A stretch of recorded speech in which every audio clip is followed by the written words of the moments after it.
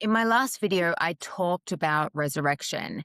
And when I talk about resurrection, I'm not talking about manufacturing a new identity. I'm talking about the emergence of your authentic self. And I know that that hit home with quite a few of you.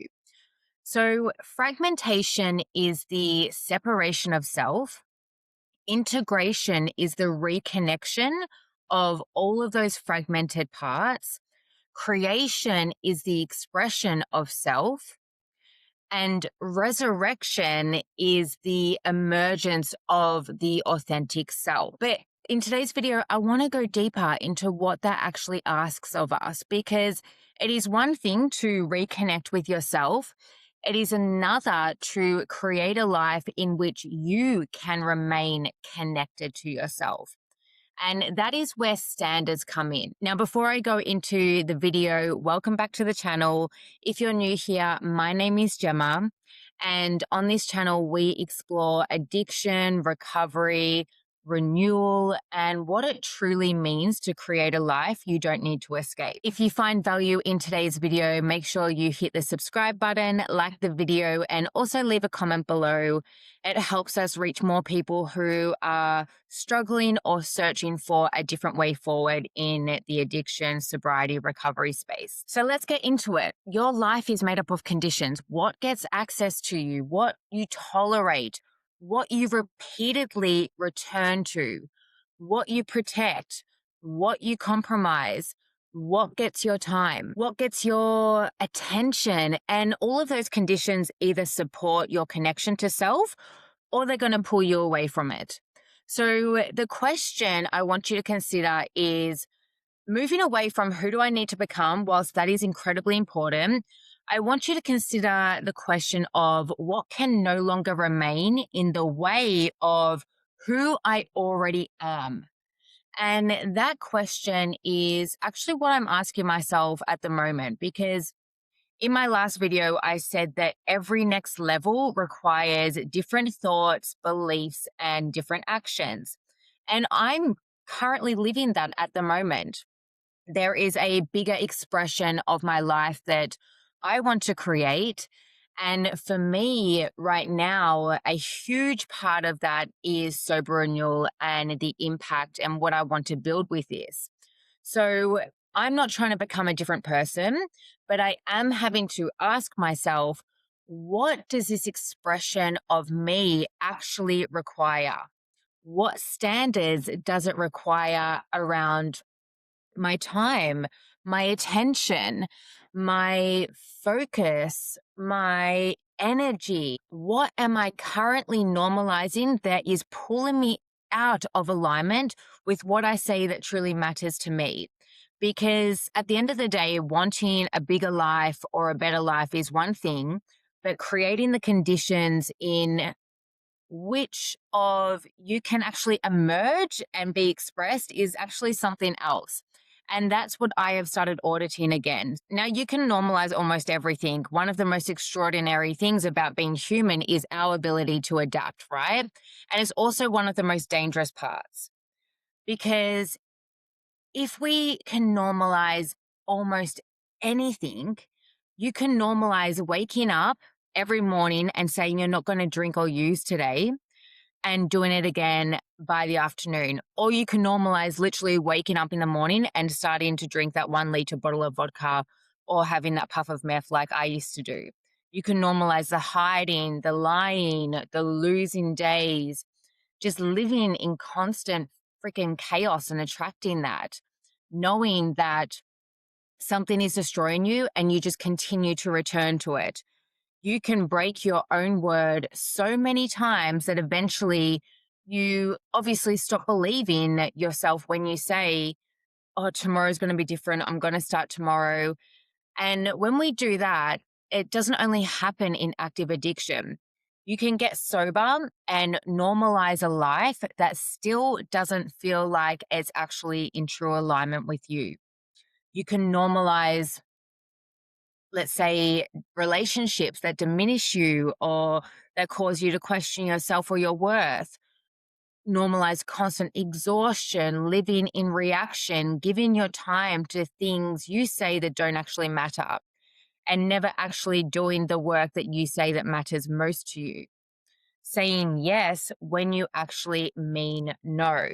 Staying where you know you no longer belong. You can normalize anything if you live with it long enough. And once something becomes normal, you stop experiencing it as a decision and it becomes, this is just who I am. This is just my relationship. This is just what my life is like. This is just how recovery or this alcohol or substance free journey is. This is just the way things are. But a standard interrupts that normalization.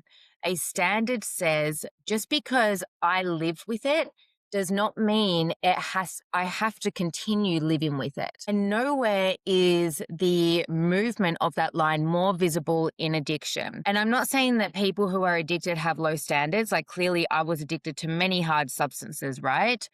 But it is something much more specific. In addiction, the line of what you once considered acceptable can gradually move, right? Think about your own journey. Like, you cross a line, then you adapt to having crossed it. So let's say the line was, I would never shoot up meth or heroin. And then one day you cross that line and then it actually becomes normal. So you cross a line, then you cross it again, and things you once thought that you would never do, I would never live like that, I would never let it get to that point, can gradually become part of your everyday life. And at the same time, when that's happening, there's also something else happening. You're gathering evidence about your relationship with yourself. You say, I need help, and then you just continue pretending you're fine or you don't reach out, right? You say to yourself, I can't keep living like this, and yet continue participating in the exact same way. So when you say this, your psyche is receiving information.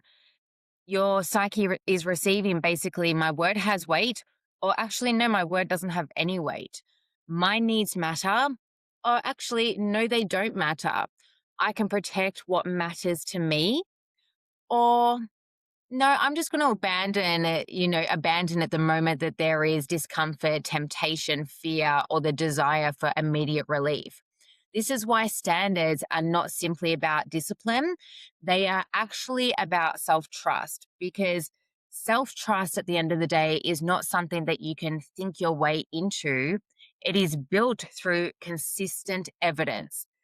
Think about any other relationship in your life. If someone repeatedly told you, I will be there, and then they just didn't show up, or I promise I'm going to do that for you, or I promise this, and then they break that promise, this matters to me, and behaved as though it actually didn't, you eventually would stop trusting this person, right?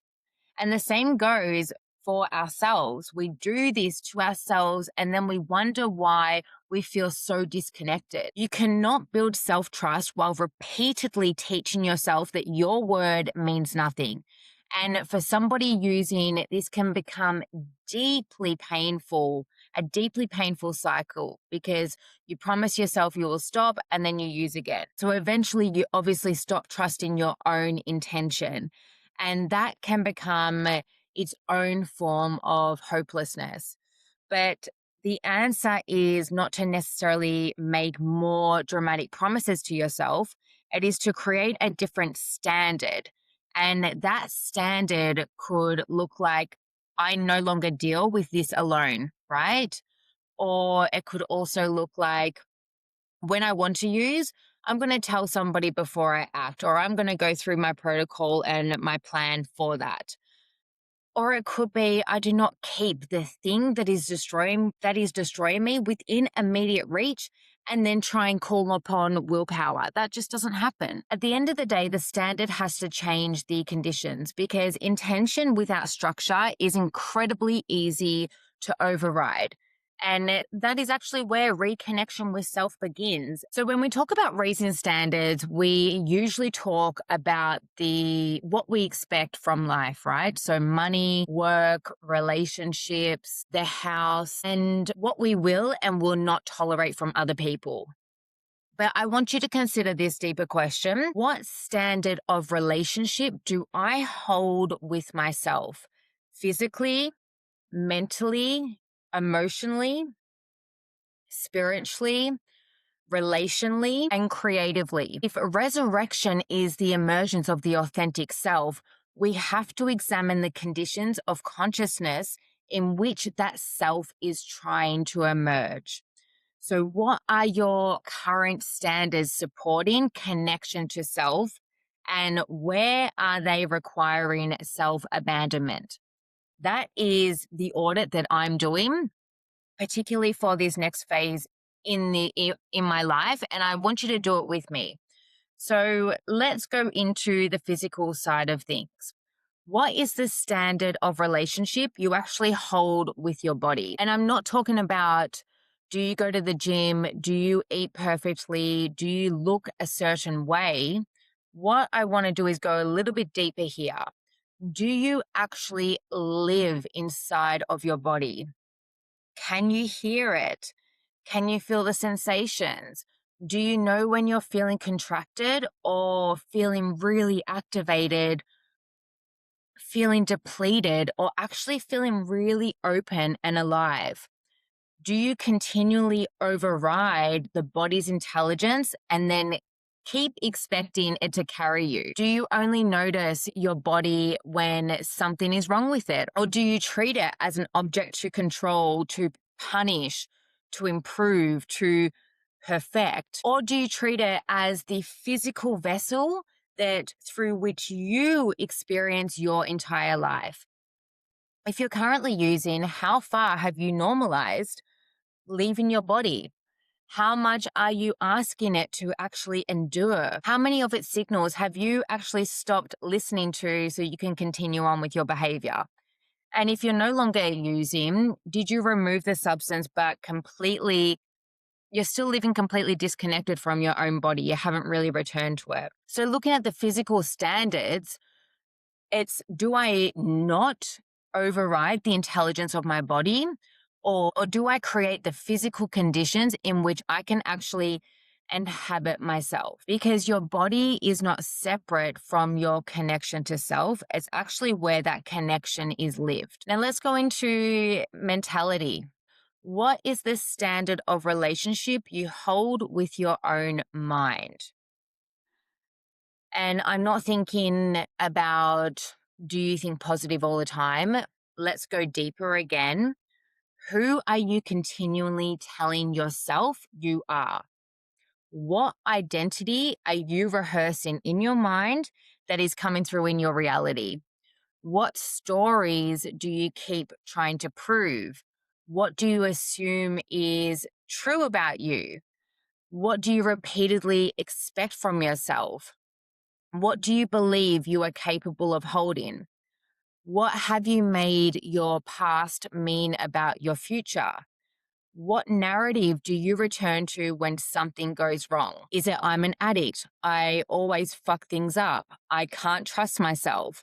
I never follow through. I'm too much, or I'm not enough, or nothing ever works out for me. I'm not somebody who can build something significant. I'm not somebody who can hold the life that I say that I want. And when we start to examine those stories, we realize that those stories actually create our reality, because your mind is continually reinforcing a model of self. So, what is your standard for the stories you allow to define yourself? I don't want you to think about, I never have a negative thought, but the standard is, I do not allow an inherited or outdated fear-based story about myself to permanently go unquestioned. I said every level requires different thoughts, different beliefs, and different actions. And I am confronting that in my own life right now. What am I continually telling myself about who I am? What can I hold? And when I ask those questions, again, I'm not trying to manufacture a new identity. I'm trying to become conscious of the stories that limit the expression of what is already there within me. So ask yourself, what story about me, about you, are you continually rehearsing? And then what is the story that allows me to express or is preventing me from actually expressing? Let's go into the emotional standards. What standard of relationship do you hold with yourself in your emotional reality? How much of yourself are you actually willing to feel? What emotions do you abandon in yourself or suppress or make wrong? What emotions immediately make you reach for something outside of yourself to soothe? Can you remain present with grief and desire along with fear, or even if anger comes up or longing? Or does every uncomfortable emotion require an emergency that has to be a state change? So, this is obviously huge in addiction because many of the deepest patterns of self abandonment is if I feel something I do not want to feel, I'm going to leave myself, and I leave it through the substance, through distraction, through another person, through work, or even spiritual bypassing. So, an emotional standard is not a standard for what you are allowed to feel. It is a standard for how you remain in relationship with yourself through what you feel. So, to put this practically, it's not, I will never feel anxious, but it is, I will not abandon myself because I feel anxious or put myself down or try to run from this. I'm going to inquire about it. It's not that I will never, the standard isn't I will never crave a substance.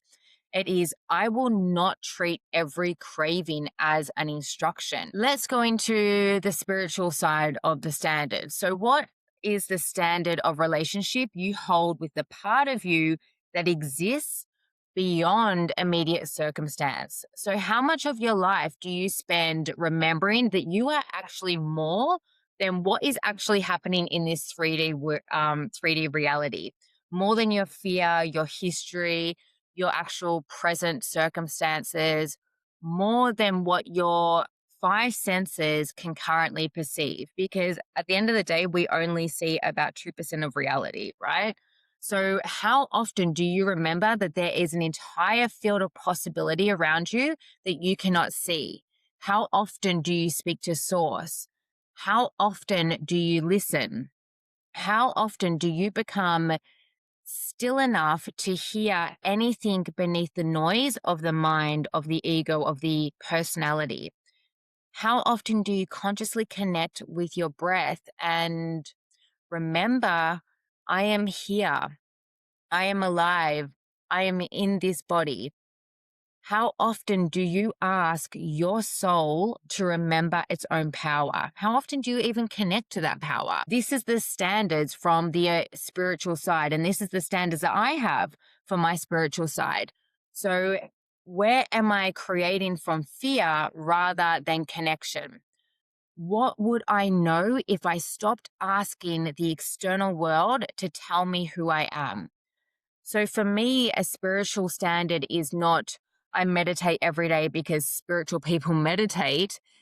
It is really, I do not allow the material world to become the only reality that I remember. Because if resurrection is the emergence of the authentic self, there has to be space to return to the level beneath that constructed self, beneath that noise and the performance and the uncertainty and the fear. So, the intelligence beyond your immediate interpretation of what is actually happening. So, I want you to ask, how often do you create the conditions to remember who you truly are? So, now let's move into relationally.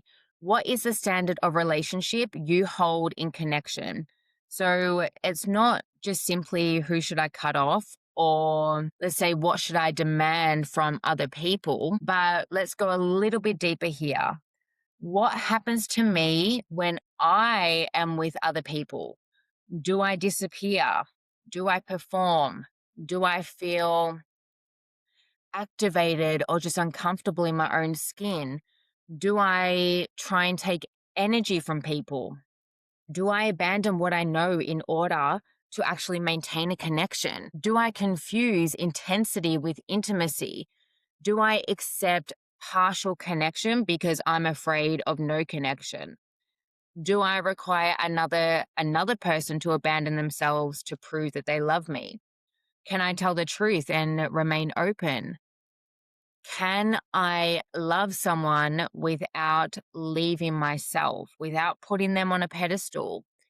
Can I allow somebody else to be disappointed, uncomfortable, or different without immediately betraying myself to restore any kind of harmony? If you're currently using or trying to stop, are there relationships built entirely around the substance?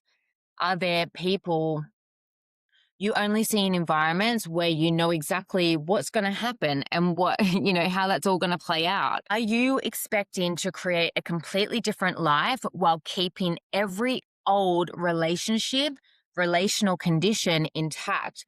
Because every meaningful choice has to exclude something. And this was a huge audit, and this is something that I always do in my own life, because a life forms through what you are willing to no longer give access to, right? And the standard is not only about who gets access to you, it is also about how much of you is allowed to remain present when they do. So let's consider this in the relational standards. Connection with another person does not require disconnection from myself. Now, I want to move into creatively and honor what is trying to be expressed through you. So, finally, what is the standard of relationship you hold with what actually wants to move through you? What are you here to create? And how do you actually treat that? Do you only express when you know you will be received or validated? Or do you wait for confidence? Do you abandon the work when there is no immediate validation or result? Do you give the deepest creative energy of your life to consuming, reaction, and distraction, right? We've spoken about that on our content. Do you keep saying something matters to you while giving it basically the leftovers, right? And this is the uncomfortable part of my personal audit, because at the end of the day, sober renewal is one of the deepest expressions of what I want to create in the world. Like, this is my only focus, and it has been for the last 2.5 years. So what standard does that expression deserve? It's not about how do I become a better business owner or like a better expert in addiction and recovery? But really, it is, what does it mean to stop being casual with something I say is part of my purpose? Does the way that I use my time honor that? Does the way that I use my attention honor SR? Do I create space to actually think, to get inspiration, to go really deep? Or do I protect the things that only I can do? Or am I allowing my attention to remain fragmented and then wondering why the bigger expression is not emerging as quickly as I want it to? Because at the end of the day, I cannot say something is one of the deepest expressions of my life and then continually give it whatever is left over, whatever energy is left over. That is the standard that I am holding and I'm constantly looking at, because at the end of the day, every yes is a no to somewhere else.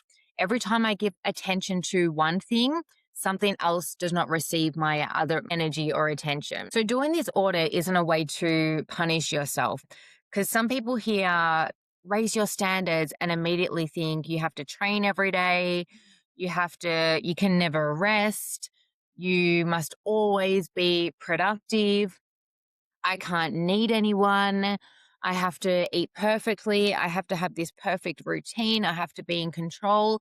And whilst all of those are important, Some of the standards are actually fragmentation disguised as self improvement. They're not coming from integrity. They're actually coming from a place of fear, from a place of lack, from a place of shame, from a place of your deepest wound, perfectionism, not good enough. That's just basically the old identity trying to try to become better at surviving, right? So I don't want you to ask, how can I demand more of myself? I want you to ask, what does a life that is in integrity with me actually require? Every standard should bring you into a deeper relationship with yourself, not create another reason to reject yourself. So don't leave this video and try and raise every standard in your life all at once. That's not what I'm asking you to do. Just look across the 6 dimensions that we have explored. So physically, emotionally, mentally, spiritually, relationally, and creatively. And just notice where the gap is the greatest. Where in your life do you already know the standard has to change? And what would it look like if you just stopped negotiating with it? If this video resonated, let me know in the comments what landed most. Also, any other topics you want us to touch on. And if you would like support in your own journey, whether that is through our one-to-one or our group containers, or even our in person resurrection reset experiences, click the application link below. I really appreciate you being here, and I will see you in the next video.